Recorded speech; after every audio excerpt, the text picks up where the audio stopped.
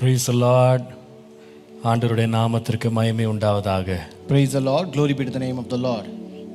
கர்த்தர் ஒரு புதிய நாளை நமக்கு தயவாக கூட்டி கொடுத்து இந்த நாளில் அவருடைய பிரசன்னத்திலே கூடி வர தேவன் கொடுத்த தயவுக்காக கர்த்தரை நான் மனப்பூர்வமாய் ஸ்தோத்திரிக்கிறேன். I thank God wholeheartedly for adding graciously a day to us and also bringing us today to His presence. கர்த்தர் நல்லவர், அவருடைய கிருபை பெரியது. God is good and His grace is great.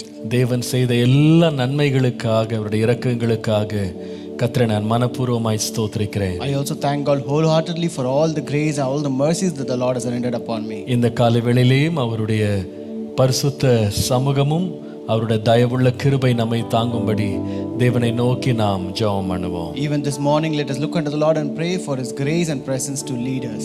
ஹல்லேலூயா. காக்கும் கரங்கள் உண்டெனக்கு காத்திடுவா கிருபையாலே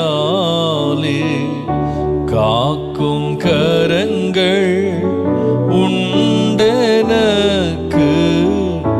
காத்திடுவா கிருபையாலே அல்லேலூயா பாடி பாடி அலைகளை நான் தாண்டிடுவே அல்லேலூயா பாடி பாடி அலைகளை நான் தாண்டிடுவே நம்புவே இயேசுவை நம்புவே இயேசுவை நம்புவே இயேசுவை நம்புவே இயேசுவை.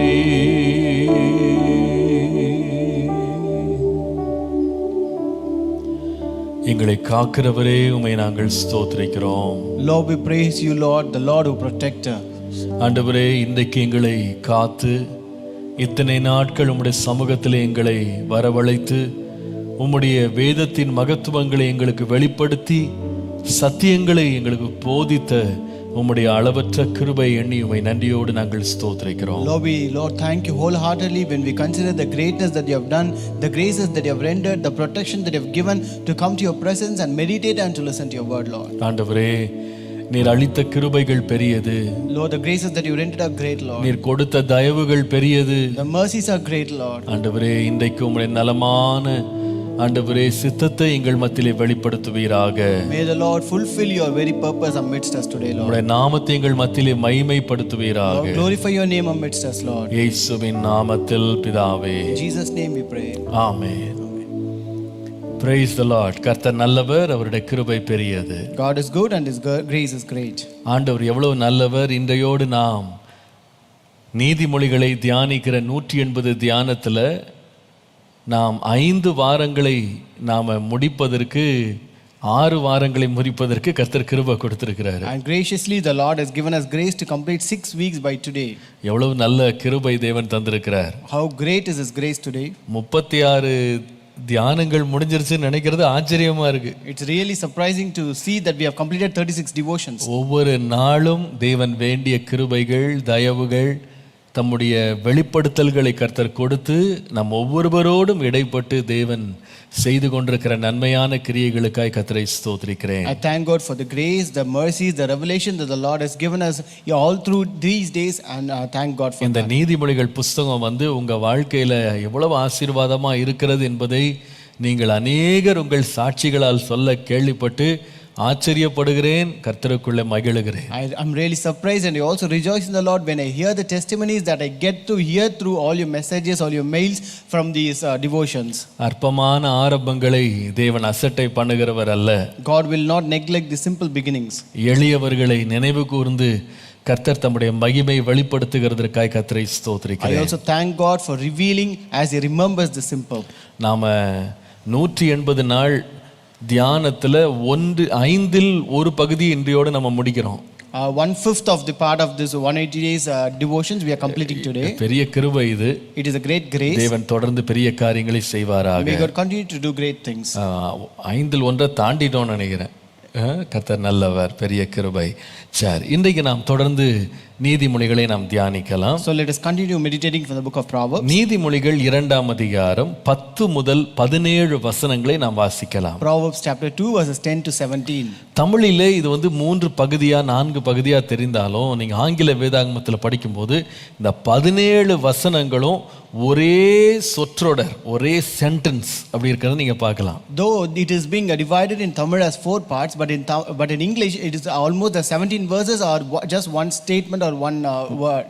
ஒவ்வொரு வசனம் முடிந்த பிறகு ஒரு கமா போட்டு தொடர்ந்து கொண்டே இருக்கும். So it is a comma at the end of each verse and it continues. ஆகவே நான் தமிழிலும் சரி ஆங்கிலத்திலும் சரி இதை மொத்தமாக ஒரு பேராகிராஃபாக நான் வாசித்தேன். So I read even in Tamil and English as a paragraph. ஆகவே நாம் அதை மொத்தமா வாசிக்கும் போது அதில் உள்ள கருத்துக்களை நாம் அறிந்து கொள்ள அது பிரயோஜனமா இருக்கும். So when we read it as a paragraph, we will be able to understand the crux that is present in it.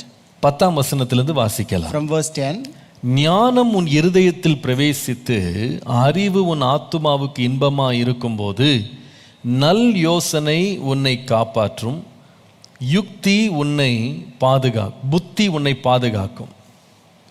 When wisdom enters your heart and knowledge is pleasant to your soul, discretion will preserve you, understanding will keep you.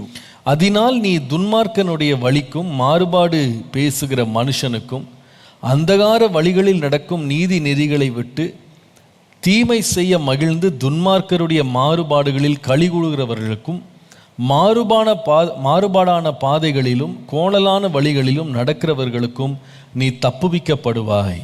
To deliver you from the way of evil, from the man who speaks perverse things, from those who live the paths of uprightness, to walk in the way of darkness, who rejoice in doing evil and delight in the perversity of the wicked.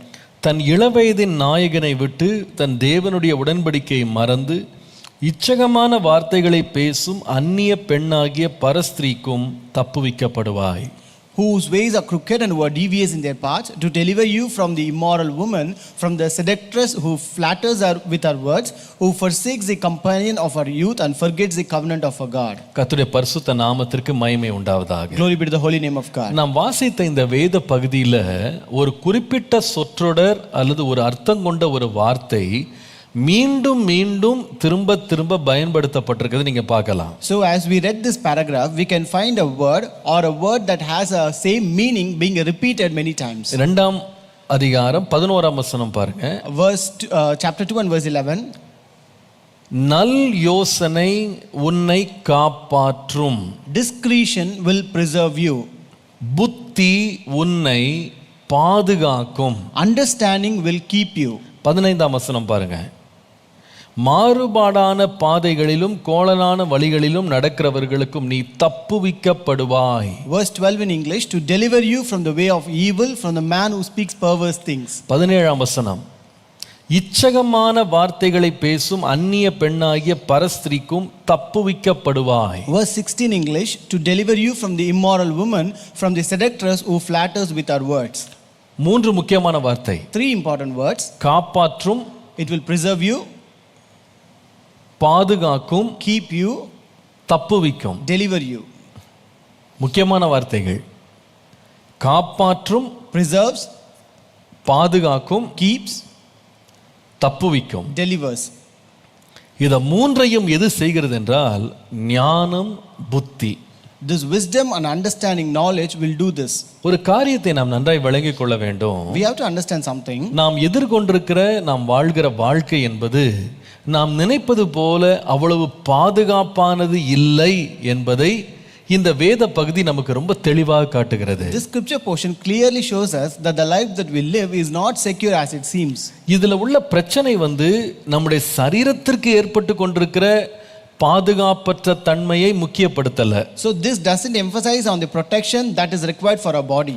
நம்முடைய சரீரத்துக்கு பாதுகாப்பில்லாத ஒரு உலகத்துல வாழ்றோம்ன்றது அங்க பேசல. It doesn't speak about a security or a protection that we don't have in this world. இங்கே சொல்லப்படுகிற ஒவ்வொரு காரியமும் ஒரு மனிதனுடைய வாழ்க்கை அல்லது அவனுடைய ஆத்துமா அவனுடைய வாழ்க்கை முறைக்கு எவ்வளவு பாதுகாப்பற்ற தன்மையை இந்த உலகம் கொடுக்கிறது என்பதை அது காண்பிக்கிறது. But here it shows about the insecure nature that a person has for his soul and his heart. அதாவது நம்ம பொதுவா பாதுகாப்பு அப்படின்ன உடனே நம்முடைய மனதுல முதலாவது வர்ற பாதுகாப்பு என்னன்னா நம்முடைய சரீரத்துக்கு அடுத்த பாதுகாப்பு தான் நம்ம பெரிய பாதுகாப்பா பார்க்கிறோம். So when you always speak about protection or security, we always consider the security or protection that we give to our body.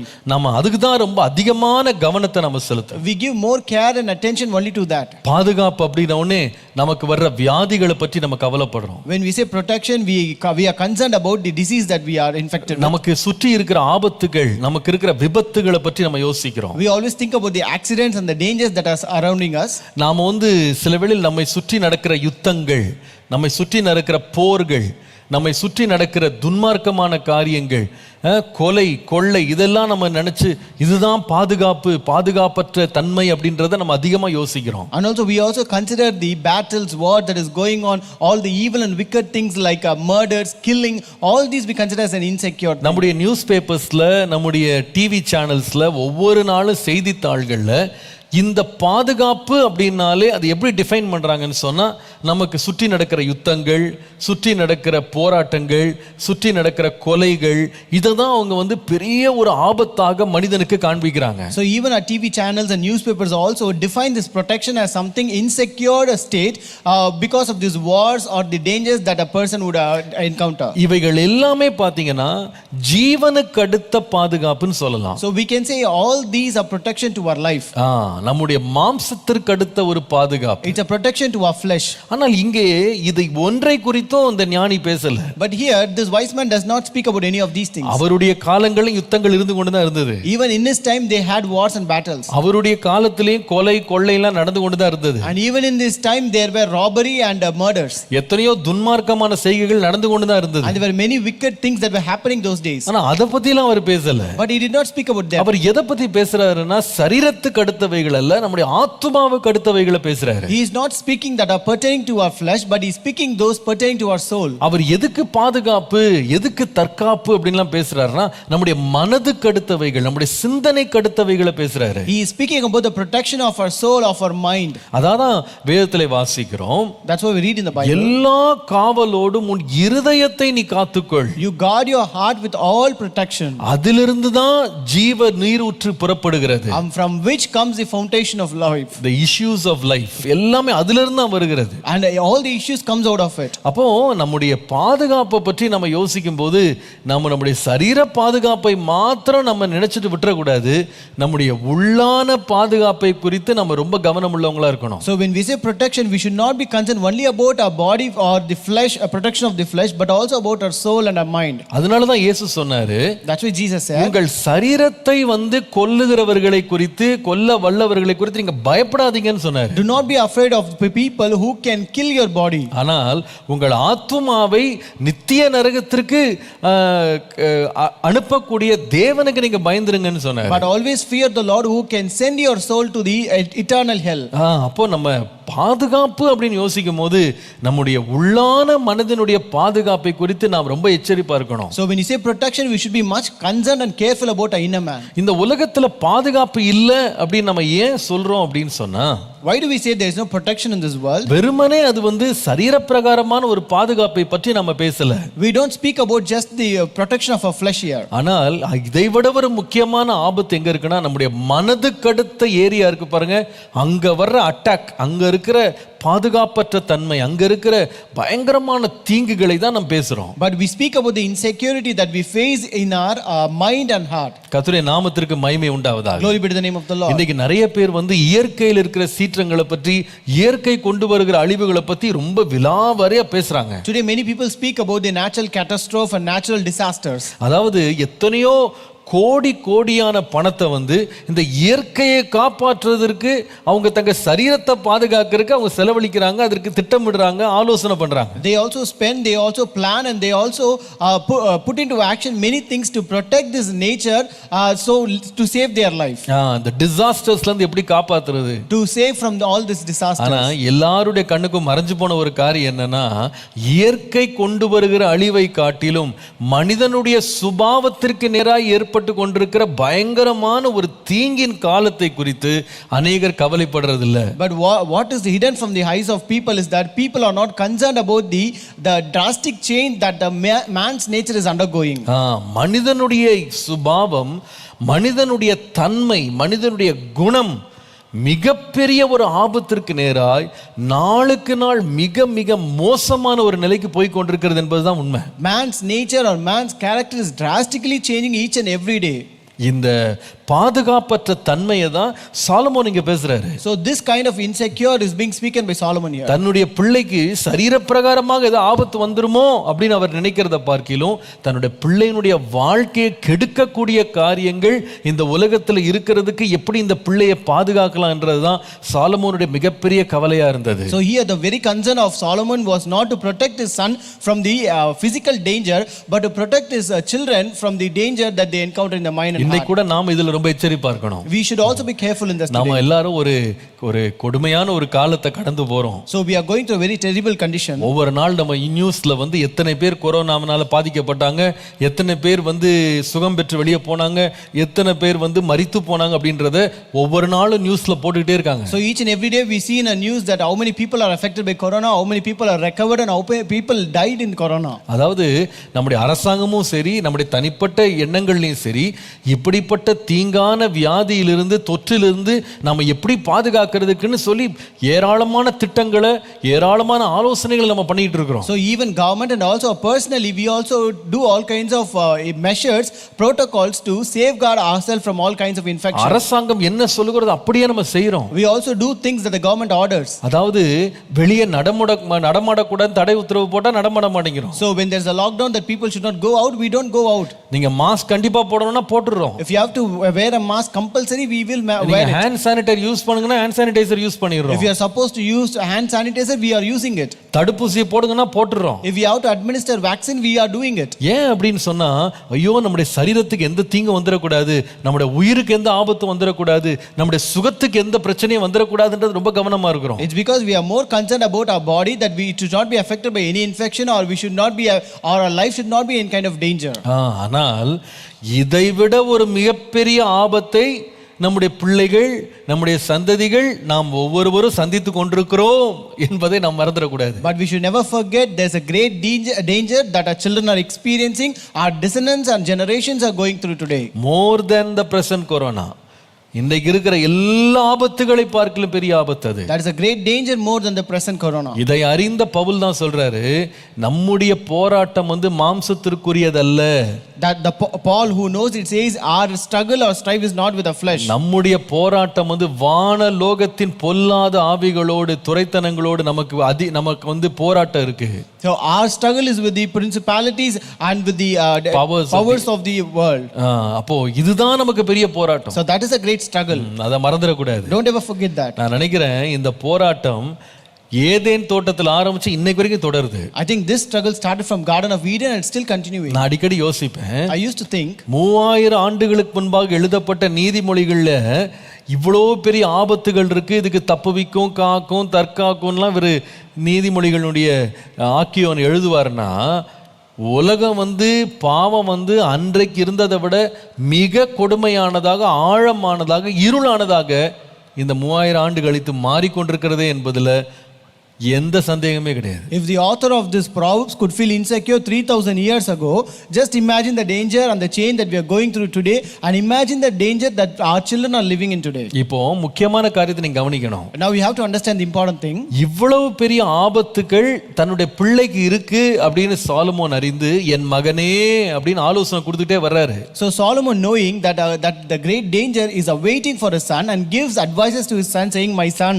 அப்போ தன்னுடைய மகனுக்கு பாதுகாப்பா, தான் பிள்ளை பாதுகாப்பா இருக்கணும் அப்படின்றதுக்கு அவர் வந்து ஒரு ராஜாவுடைய ஸ்தானத்தில் உட்கார்ந்துட்டு தான் பிள்ளையினுடைய வாழ்க்கையை பாதுகாக்கிறதுக்கு என் வீட்டுக்கு நல்ல வலிமையான கதவு போடணும், நல்ல ஸ்ட்ராங்கான பூட்டு போடணும் அப்படின்னு அவர் நினைக்கல. So what Solomon recommended for protecting his son was not stronger doors and very strong locks for his house. அவர் சொல்லல என் வீட்டுக்கு, என் நாட்டுக்கு உயரமான மதில்கள் எல்லாம் போட்டா என் ஜனங்களும் என் பிள்ளையும் பாதுகாப்பா இருப்பாங்கன்னு அவர் சொல்லல. And he never recommends that when there are higher walls walls, and for my house and for your nation, my people will be protected. ஓ, என்னுடைய ஜனங்களுக்கு மாத்திரம் இல்ல, என் மகனுக்கு நிறைய கட்டுப்பாடுகளை வைக்கணும், அந்த கட்டுப்பாடுகளை அதிகரிச்சா என் பிள்ளை வந்து பாதுகாப்பா இருக்கிறான்னு சொல்லல. He never said that if I give greater restriction to my son and also to my nation, they would be protective. அல்லது என் பிள்ளையை எல்லாரை விட்டு தனிமைப்படுத்தி ஒரு தனி அறையில அடைச்சு வச்சுட்டு என் வீட்டுக்குள்ளேயே வச்சு நான் பொத்தி காப்பாத்தினா என் பிள்ளை வந்து பாதுகாப்பா இருக்கான்னு சொல்லல. Or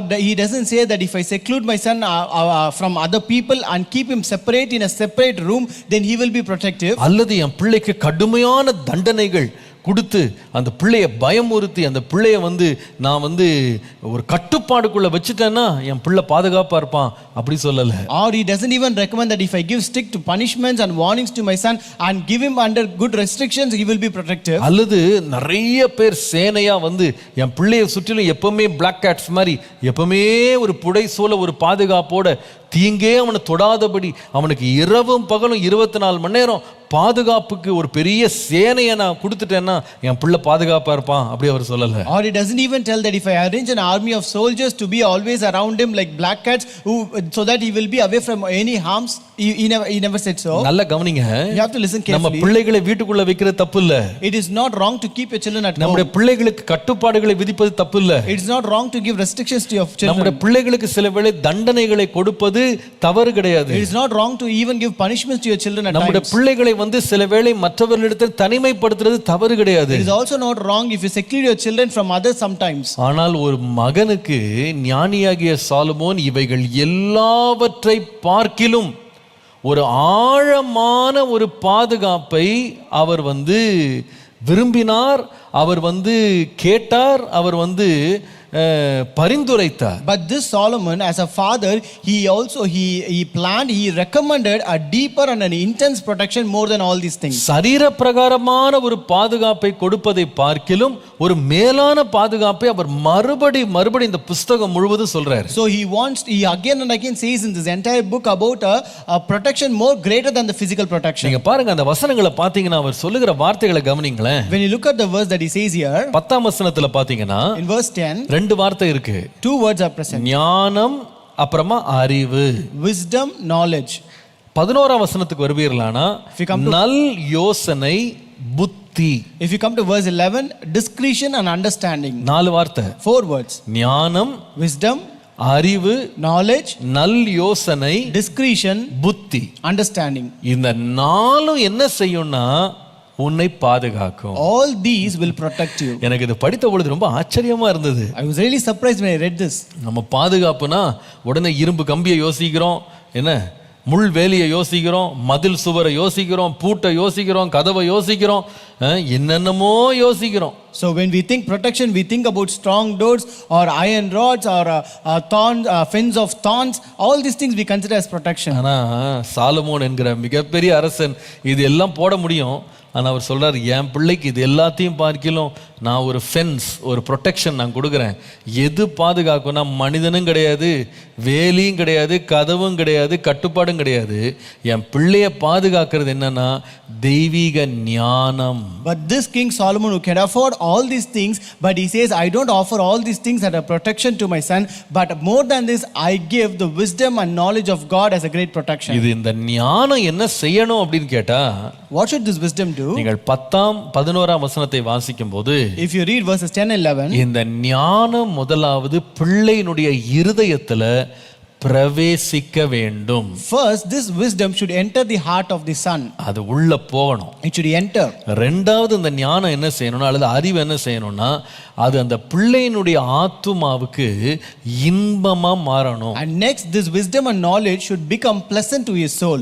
மூன்றாவது, third, இந்த ஞானம் உள்ள போன ஞானம், இன்பமான ஞானம் இந்த பிள்ளையை விட்டு ஒரு நாளும் விலகவே கூடாது. And this knowledge and wisdom which has entered his heart, which has become pleasant to his soul, should never leave him and should have a permanent residence in it. அது அவனுக்குள்ளே தங்கி இருக்கணும். It should have a permanent residence. அப்படி இருக்குமானால், if it's so, அவருக்கு ஒன்று தெரியும், என் பிள்ளை பாதுகாப்பா இருப்பான். He knows that his son will be protected. என் பிள்ளைக்கு எந்த தீங்கும் நடக்காது. No harm will encounter him. எவ்வளவு பிரச்சனைகளை என் பிள்ளை சந்திச்சாலும் என் பிள்ளை அதுல பாதுகாப்பா இருப்பான். No matter how many problems my son may face, he will be very protective. இது நமக்கு ஒரு பெரிய ஆச்சரியத்தை ஏற்படுத்தக்கூடிய ஒரு சிந்தனை என்பதுல சந்தேகமே இல்லை. And it is no doubt this is a thought that really surprises us. நாம பொதுவாகவே பிள்ளைகளை கண்காணிப்பதிலேயும் பிள்ளைகளுக்கு கட்டுப்பாடுகளை கொடுக்கறதிலேயும் பிள்ளைகளை நம்ம ரொம்ப கடுமையாக நடத்துறதிலேயும் நாம் அவர்களை பாதுகாப்பா வச்சிரலாம் நம்ம நினைக்கிறோம். We many times think that by monitoring our children, by giving restriction, by punishing them, by secluding them, we can give a protection to them. ஆனால் அநேக வேளை இவைகள் எல்லா நேரமும் நம்மளால கொடுக்க முடியாது. But many times we will not be able to give this all the time. 24 மணி நேரம் பிள்ளையை கண்காணிக்க முடியுமா? Can you monitor a child all through 24 hours? இப்பதான் பாருங்க இந்த லாக்டவுன்ல பிள்ளைகள் வீட்ல வருஷம் ஃபுல்லா உட்கார்ந்திருக்காங்க. So only during this lockdown period we have children at home ஆனா always. இத்தனை வருஷங்கள் எப்படி இருந்தாங்க பிள்ளைங்க? But how were they all these years? நம்ம கண்காணிப்புல பாதி நாள் இல்ல. Half the day they are not under a monitoring. அவங்க பெரும்பாலான நேரம் உலகத்தின் கையில தான் இருக்காங்க. Most of the time of their life they were in this world. நாம் அறியாத நண்பர்களோட பேசிட்டு இருக்காங்க. They were speaking with the friends whom we are unaware. நாம் அறியாத சூழ்நிலைகள்ல வாழ்ந்துட்டு இருக்காங்க. They lived in situation which are unaware. அவர்கள் இருக்கிற எல்லா இடத்துக்கும் நம்ம போக முடியாது. We cannot go in all the places where they are. 24 மணி நேரம் அவரோட தங்கி இருக்க முடியாது. We cannot stay with them all 24 hours. இப்ப கூட பாருங்க வீட்ல தான் பிள்ளைங்க இருக்காங்க. Even now they are at home. ஆனால் ஒவ்வொரு பிள்ளைக்கும் தனியா ஒரு செல்போன் கொடுத்திருக்கோம். But we have given a separate mobile phone for each children. ஆனா ஒவ்வொரு பெற்றோரும் பயந்து தான் இருக்காங்க. இந்த செல்போனால என் பிள்ளை கெட்டு போய்டுவானான்னு பயப்படுறாங்க. But every parent is really afraid whether my son or daughter will be spoiled because of this. அதுக்காக எத்தனையோ அவங்க முயற்சிகளை எடுக்கறாங்க. Therefore they take many kinds of endeavors for that. நாம எத்தனை முயற்சி எடுத்தாலும் no matter how many efforts you may take, நம்மால எல்லாவற்றையும் கட்டுப்படுத்த முடியாது. we cannot control everything. எல்லாவற்றையும் நாம கண்காணிக்க முடியாது. We cannot monitor everything. எல்லாவற்றையும் நாம தடுக்க முடியாது. We cannot stop everything. ஆனால் ஞானி சொல்றாரு, but wise man says, என் பிள்ளைக்கு ஒண்ணே ஒண்ணு தேவை. one thing is needed. எல்லா கட்டுப்பாடுகளை பார்க்கலாம் அந்த பிள்ளையின் இருதயத்துல ஞானம் மட்டும் நுழைஞ்சிருச்சு அப்படின்னா அந்த ஞானம் என் பிள்ளைய பத்திரமா பாதுகாத்துக்கிடும். Above all restrictions, if this wisdom enters his heart, it will make him protective. அந்த ஞானம் என் பிள்ளைய பாதுகாப்பா காத்துக்கொள்ளும். And that wisdom will protect my son. அந்த நல் யோசனையும் புத்தியும் என் பிள்ளைய பாதுகாக்கும். That discretion and understanding will protect him. அப்ப ஒண்ணு நம்ம விளங்கிக் கொள்ளணும். So we have to understand. 3 முக்கியமான வார்த்தைகளை நான் சொல்லுகிறேன். I want to say 3 important things. ஞானம் என்பது நாம் நினைப்பதை பார்க்கிலும் மிக வலிமை உள்ளது. Wisdom has bigger abilities than we imagine. மறுபடியும் சொல்றேன். I repeat it. நாம் நினைப்பதை பார்க்கிலும் ஞானம் என்பது மிகுந்த வலிமை உடையது, பலனுடையது. Wisdom has bigger ability than we imagine. இரண்டாவது, second, ஞானம் என்பது நாம் நினைப்பதை பார்க்கிலும் பெரிய எல்லைகளை பரவக்கூடியது. Wisdom has bigger boundaries than we imagine. நாம் நினைக்கதை பார்க்கிலும் நாம செல்ல முடியாத எல்லைகளுக்கு ஞானம் என்ன செய்யும்னா கடந்து சென்று பாதுகாக்கும். Wisdom can reach boundaries which we cannot cross. மூன்றாவது, third, நாம் செயல்படுத்த முடியாத கொண்டு வர முடியாத விளைவுகளை ஞானம் கொண்டு வரும். Wisdom has bigger consequences. நான் சொல்ற ஒவ்வொரு வார்த்தையும் ரொம்ப ஆழமான அர்த்தம் உள்ளது. Each and every word that I utter has deeper meaning.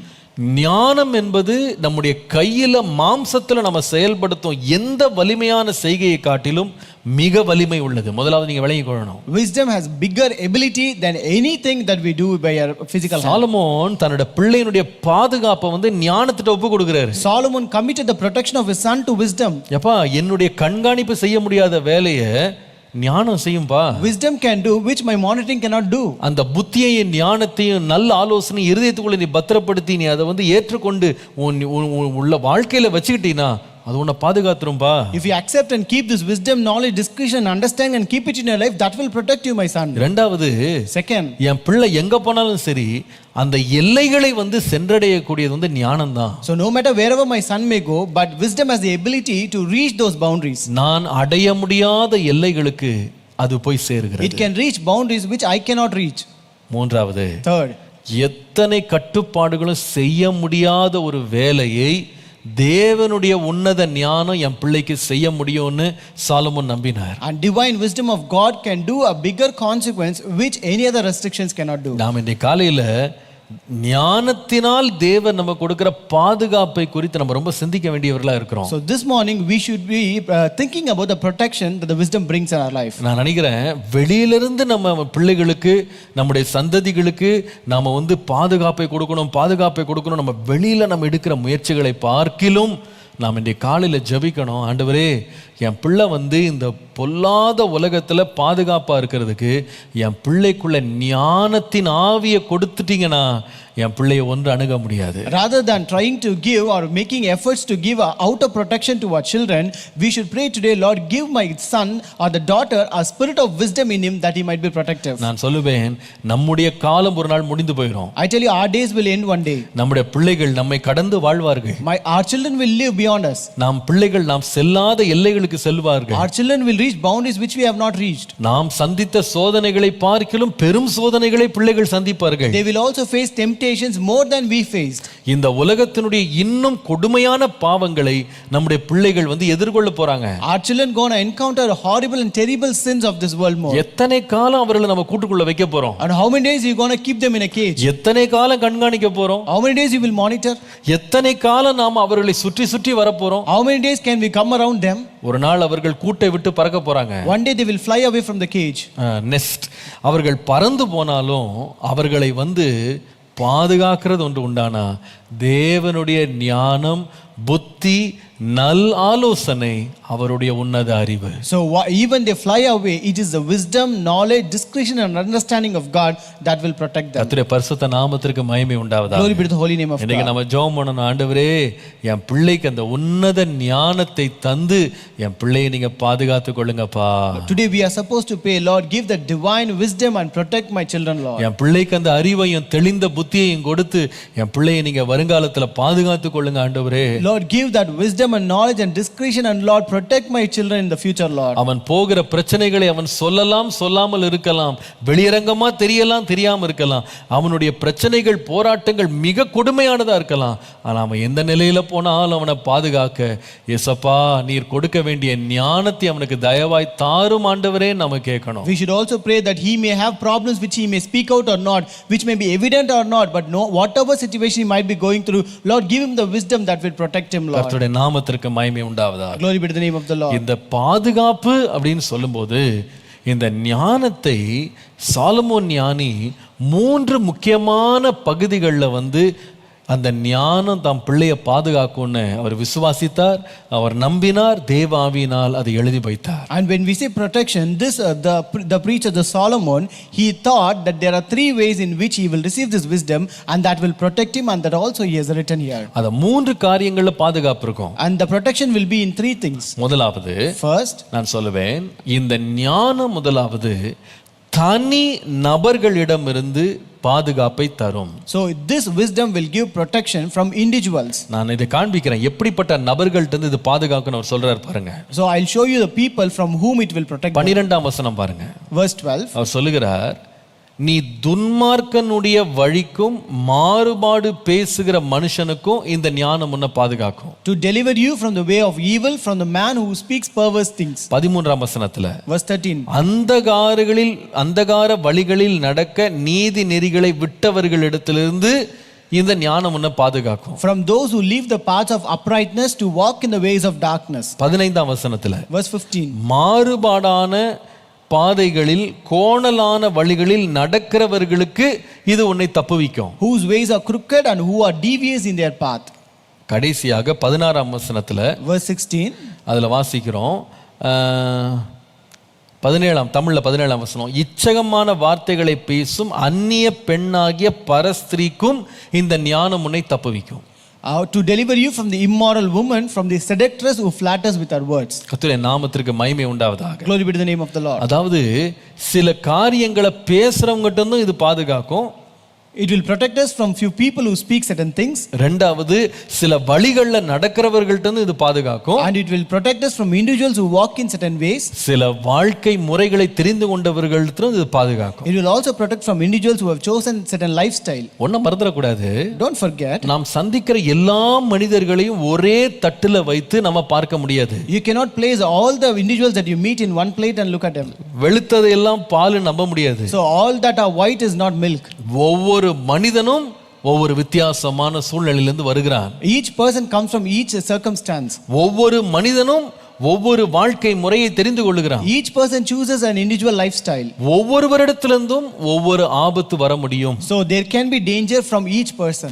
ஒருவன் தன் பேச்சினால் ஆபத்தை உண்டாக்குவான். One person can bring a danger through his speech. ஒருவன் தன்னுடைய வழிகளால் தன்னுடைய வாழ்க்கை முறைகளை நமக்கு காண்பித்து ஆபத்தை கொண்டு வருவாங்க. Another person can show the lifestyle and bring danger through that. இன்னொரு கூட்டம் தங்களுடைய பொல்லாத குணத்தினால் நமக்கு ஆபத்தை கொண்டு வருவாங்க. And certain people will also bring us danger through their wicked மூன்று nature. வார்த்தை சொன்ன மூன்று நீங்க ரொம்ப கவனிக்கணும். So 3 words are very important here. எப்படிப்பட்ட பொல்லாங்க மனிதர்கள்ட்ட இருந்து வரும் கேட்டா, So what kind of evil will come from individuals? முதலாவது பொல்லாத பேச்சு.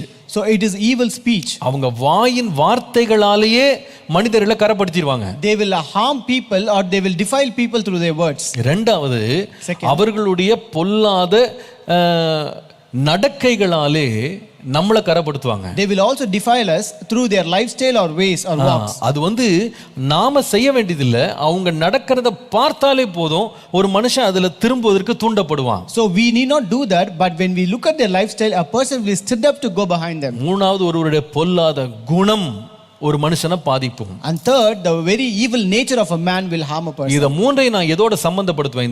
இந்த 12ஆம் வசனத்திலிருந்து 16ஆம் வசனத்துல இருக்கிற இந்த மூன்று கூட்டத்தாரை நான் நேரடியா parallel-ஆ எங்க பார்க்கிறேன்னு சொன்னா முதலாம் சங்கீதம் 1ஆம் வசனத்துல. So all these three people that we have mentioned from verse 12 to 16 can be parallelly equaled with people that are present in Psalm chapter 1. துன்மார்க்கருடைய ஆலோசனையில் நடவாமலும்னு இருக்கு. So those who walk not in the counsel of the ungodly. இவங்க துன்மார்க்க செய்யறதுக்கு நம்மளை கட்டாயப்படுத்தல, வெறும் ஆலோசனை தான் கொடுத்துட்டு போயிடுவாங்க. So they don't compel us to do ungodliness, but they just give counsel.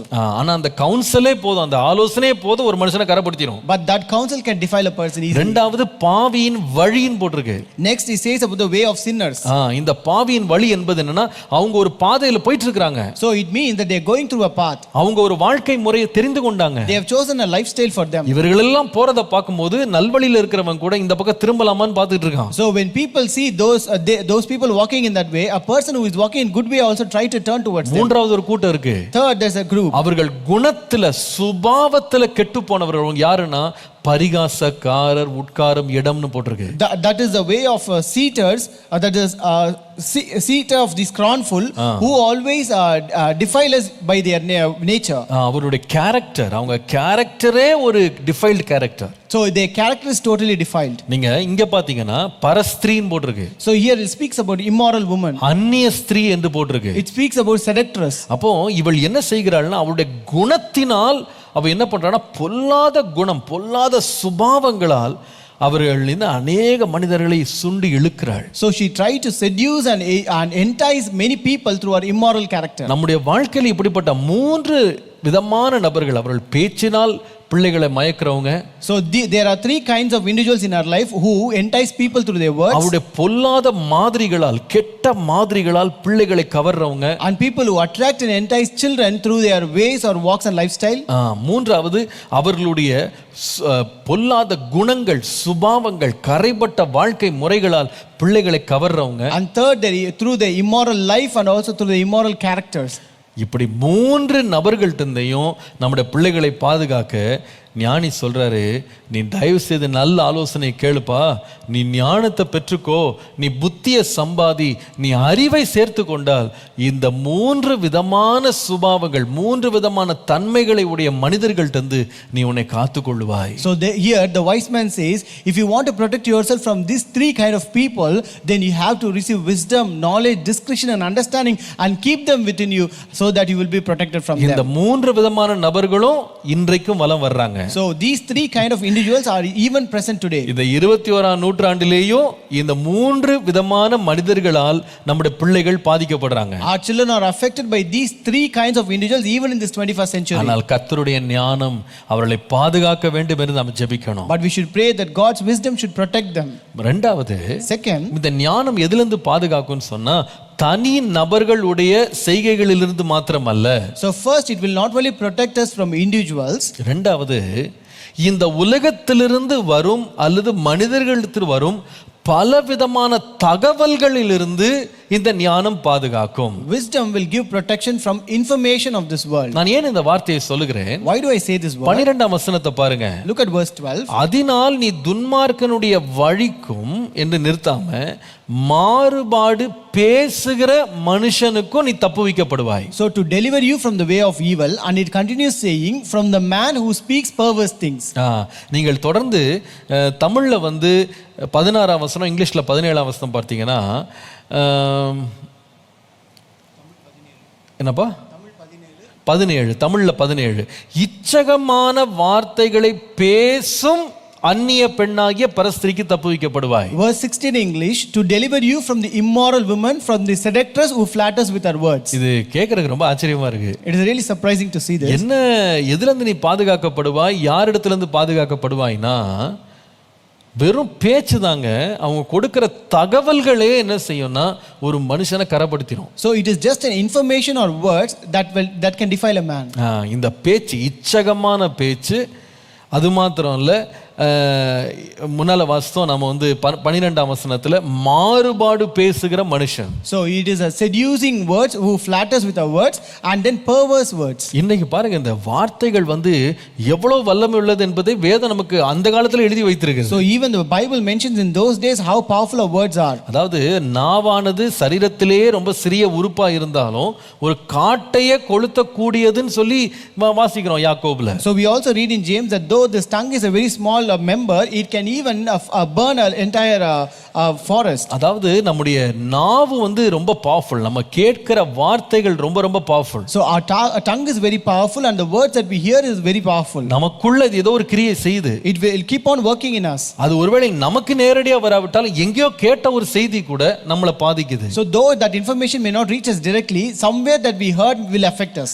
பேச்சுக்களாலேயே வஞ்சனை நடக்கும் என்பது எங்க வெளிப்பட்டதுன்னு கேட்டா ஏதேன் தோட்டத்துல வெளிப்பட்டது. So it was even made evident that people can be deceived by words, which was evidently shown in the Garden of Eden. சர்ப்பம் வந்து செய்த ஒரே ஒரு வேலை வந்து பேச்சு தான். The only thing that the serpent did was speaking. பேச்சிலேயே ஏவாளை மயக்கிட்டான். It deceived Eve by its speech. எந்த கட்டாயமும் பண்ணல. It did not compel her. எதுவும் பயமுறுத்தல. It did not scare her. சரீர பிரகாரமாக எந்த தடையும் அவளுக்கு உண்டாக்கல. It did not bring any obstacle physically.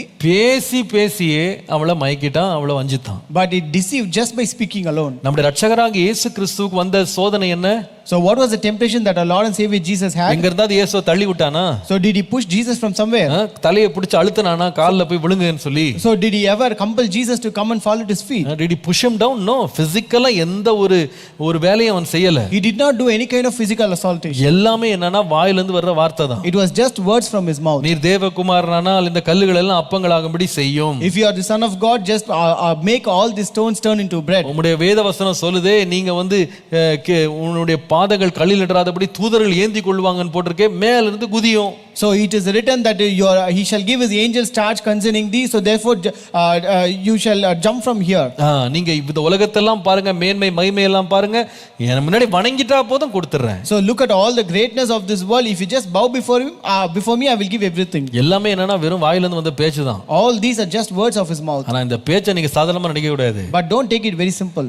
அந்த பேச்சு ஒரு மனுஷனை என்ன பண்ணும்னா ரொம்ப ஆபத்தான நிலை கொண்டு போய் நிறுத்திடும். So these words can take a person to a very dangerous situation. அதனால தான் வேதம் சொல்கிறது, ஆகாத சம்பாஷணைகள் நல்லொழுக்கங்களை கெடுக்கும். That's why the Bible says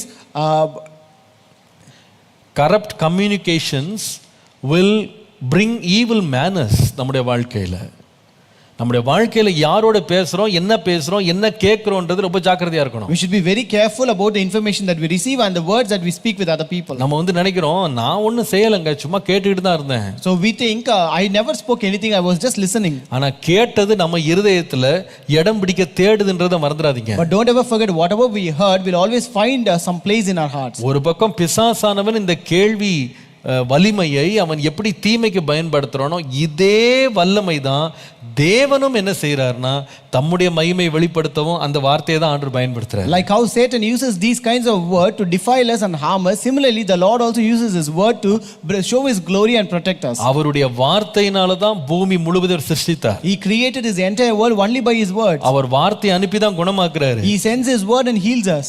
கேள்வி விசுவாசம் கேள்வியினால தான் வருது, அல்லது கேட்கறதுனால தான் வருது. Faith comes only by hearing.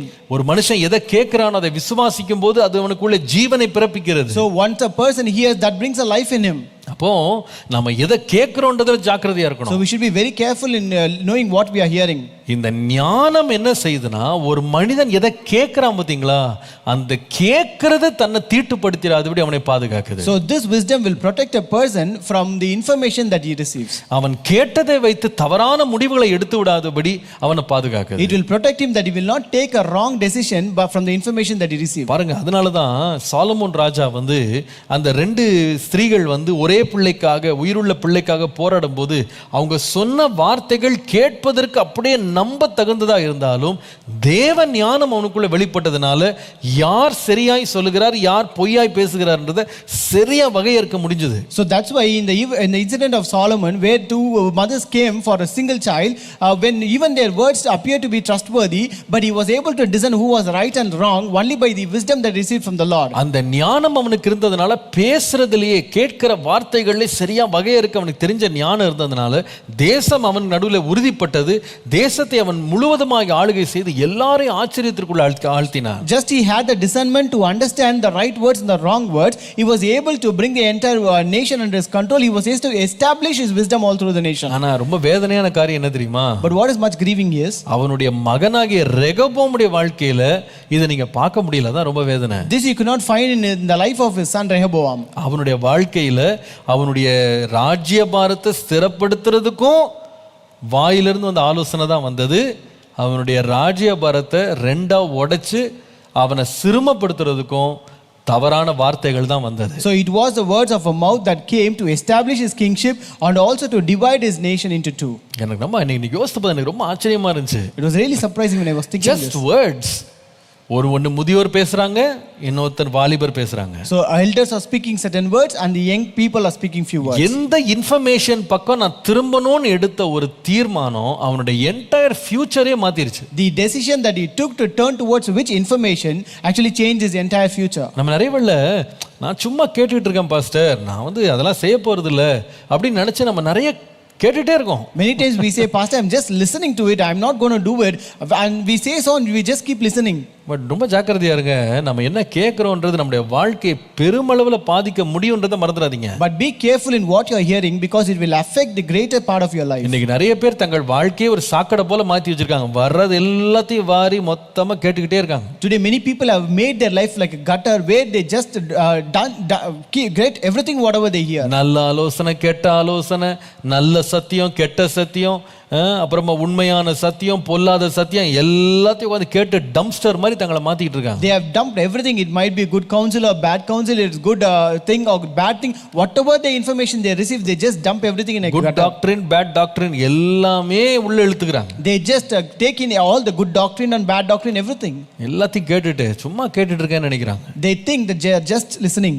ரொம்ப கேர்ஃபுல்லா இருக்கணும். But you should be very careful. ஒன்னு தீங்குன்னு தெரிஞ்சிருச்சா, if you find that is a harm, அந்த ஆலோசனைக்கு நான் என் செவியை விலக்குறேன். I just turn away from that counsel. அது எனக்கு வேண்டாம். I don't want that. துன்மார்க்கருடைய ஆலோசனை எனக்கு வேண்டாம். I don't want the counsel of the wicked. அதற்கு என் செவியை அடைச்சுக்கிறேன். I just shut my ears towards that. கர்த்தருடைய சத்தம் என்ன கேட்டா போதும். If I hear the Lord's voice, that is enough. என் வாழ்க்கையை கட்டக்கூடிய தேவனுடைய வார்த்தை எனக்கு வந்தா போதும். If I receive the word of God that can build my life, that is enough for me. எனக்கு அவசியமற்ற சத்தங்கள்ல இருந்து நான் என்னை விடுவித்துக் கொள்றேன். I just deliver myself from unnecessary voices. அந்த சத்தங்களுக்கு நம்ம இடம் கொடுத்துக்கிட்டே இருப்போமானா ஒரு நாள் நிச்சயமா நம்முடைய இருதயம் வஞ்சிக்கப்பட்டு திரிக்கப்படும் என்பது சந்தேகமே இல்லை. And if you keep on giving room for such kind of voices, and one day it will surely deceive you and perverse you. நல்லா கவனிங்க. And listen carefully. ஆண்டவர் நம்மட்ட எச்சரிப்புகளை தருவாரு. The Lord will give you warnings. அந்த எச்சரிப்பு எதுக்கு? நான் இங்க பார்ப்பா, உனக்கு நேரா வர்ற சத்தங்களை நீ தீர்மானிக்கிறது உன் கையில இருக்கு. So it is in your hand to take decision regarding the information that you receive. உனக்கு நன்மை என்ன தீமை என்ன நான் உனக்கு வெளிச்சமா காமிச்சிட்டேன். I have shown you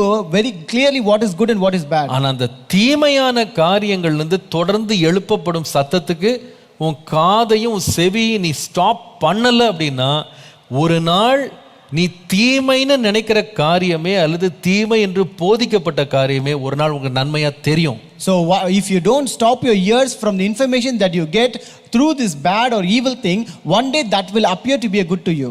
That evil will turn to good. அதை நீங்க மறந்துடாதீங்க. Don't ever forget that. சிம்சோனுக்கு தேசத்தையே நியாயம் தீர்க்கிற ஒரு ஞானமும் நியாயாதிபதியான ஸ்தானமும் கொடுக்கப்பட்டது. So Samson was given a position of judge to judge the entire nation, and wisdom was given for that.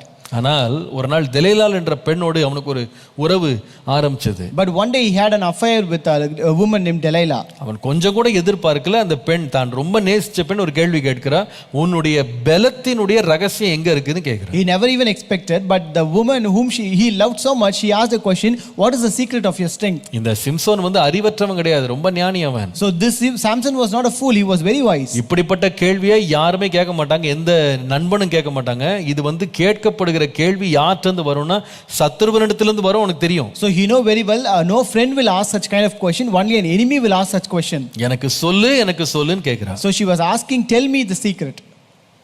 அவன் என்ன செஞ்சிருக்கணும்? What should have we done? இது ஒரு பெரிய தீங்க நான் மடியில வச்சிருக்கேன்.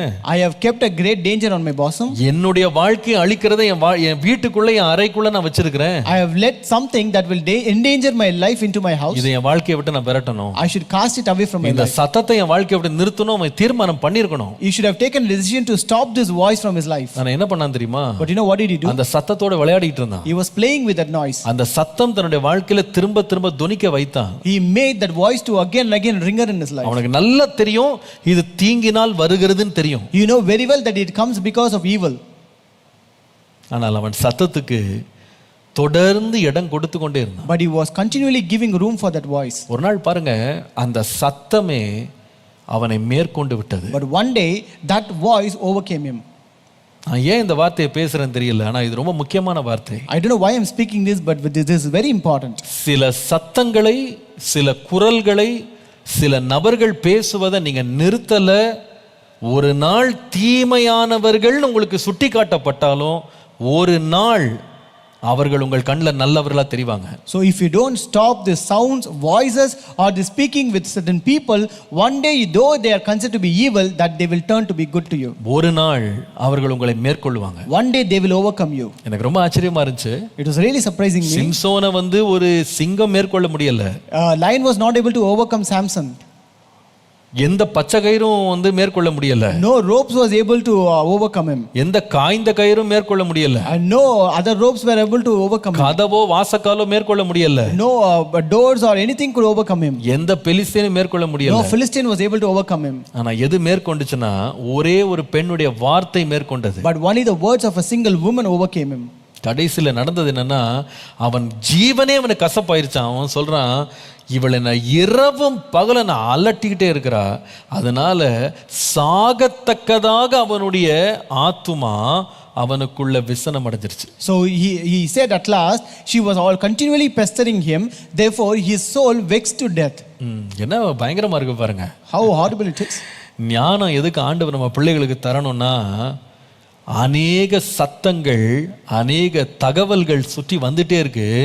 இதில் எதை நான் தொடர்ந்து கேட்கணும், எதுக்கு நான் ஒரு ஃபுல் ஸ்டாப் வைக்கணும்னு நம்ம பிள்ளைகளுக்கு தெரியலை அப்படின்னா, ஒரு நாள் அந்த தீமையான சத்தம், தீமையான தகவல் நம்ம பிள்ளைகளை வழி மாற பண்ணும். If our children doesn't know or doesn't have the discernment to find out which information, which sound is right and wrong and which is evil, then one day that will overcome them. இன்னைக்கு ஒரு தீர்மானம் எடுங்க. Today make a decision.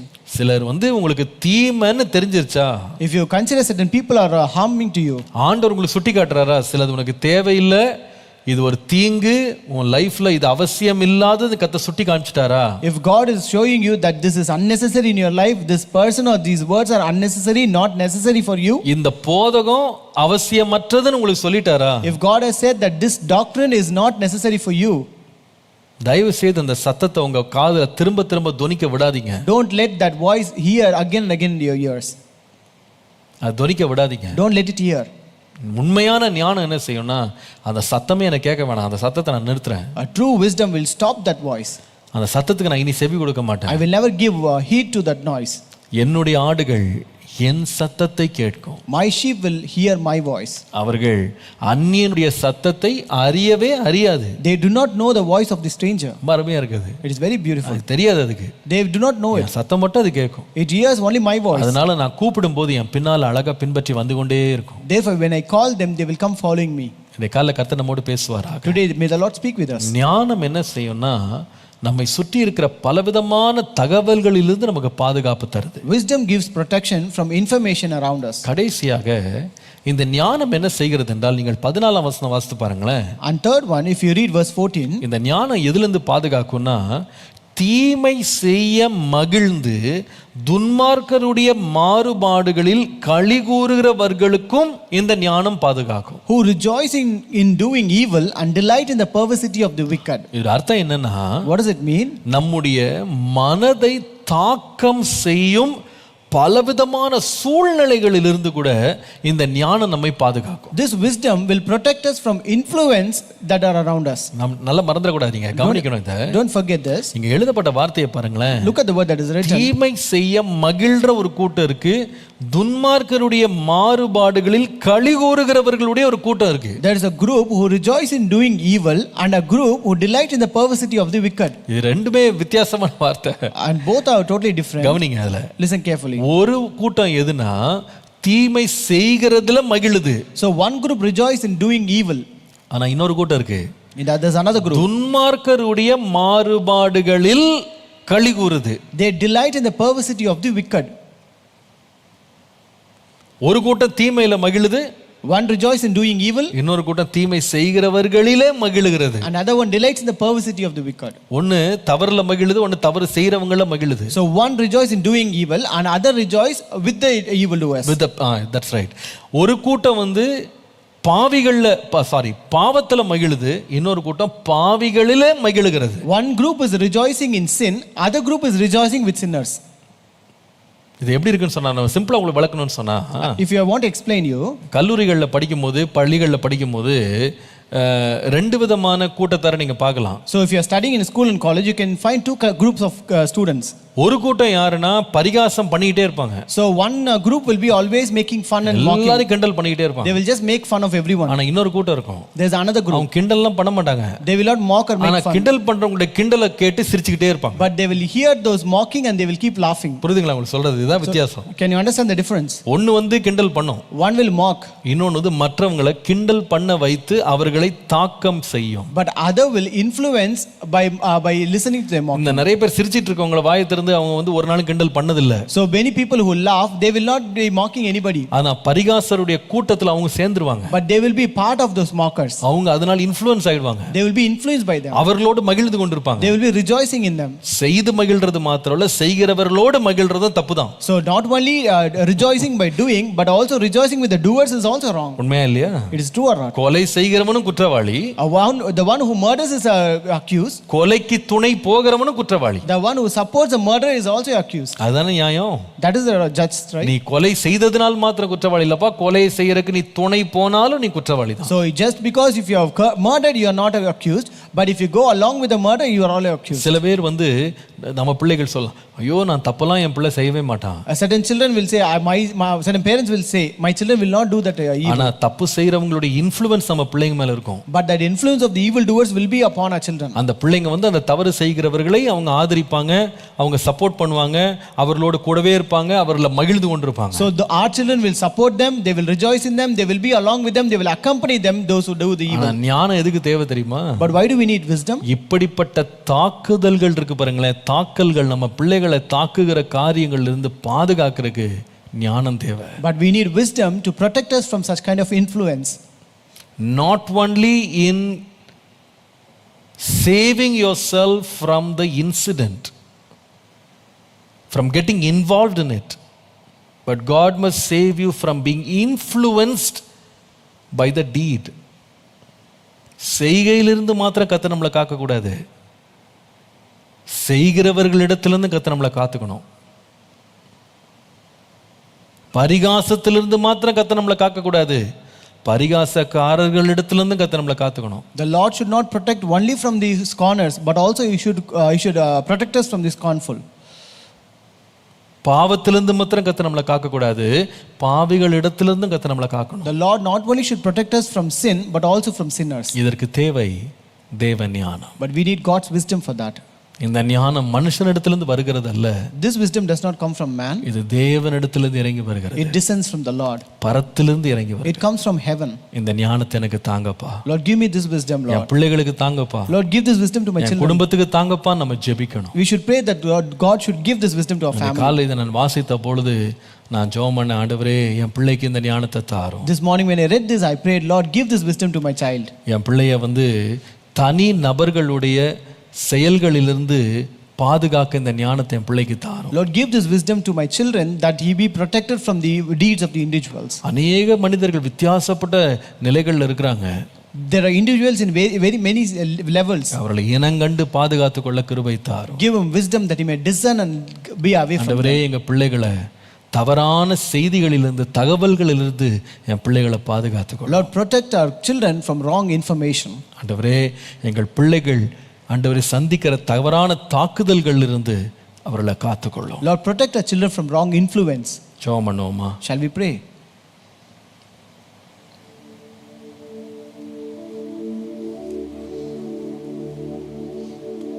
காக்கும் வல்ல மீட்பர் உண்டெனக்கு, உண்டெனக்கு, உண்டெனக்கு. காக்கும் வல்ல மீட்பர் உண்டெனக்கு, காத்திடுவா என்றுமே, காத்திடுவா என்றுமே.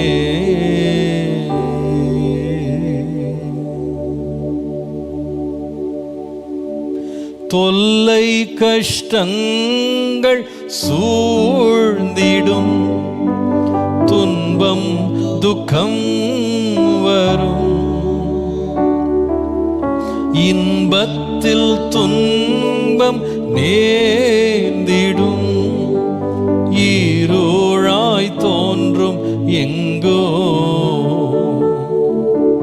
சோதனை வரும் வேளையில் சொற்கேட்கும் செவியிலே,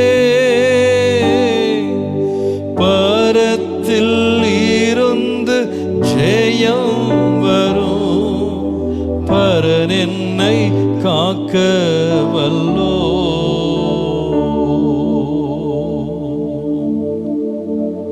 காத்துக்கொள்ளும்பா. Lord, protect us, Lord. தப்புவையும் ஆண்டவரே Lord, deliver us, Lord. பாதுகாத்துக்கொள்ளும். Lord, keep us and protect us. எங்களையும் எங்கள் சந்ததிகளையும் உம்முடைய கரத்திலே வைக்கிறோம். Lord, we commit ourselves and our generations, Lord. தேவ ஞானத்தினால் அவர்களை நினைத்து Lord, fill them with the Lord's wisdom. பலதரப்பட்ட மனிதர்களிடத்தில் அவர்களை பாதுகாத்துக்கொள்ளும். Lord, protect them from various individuals.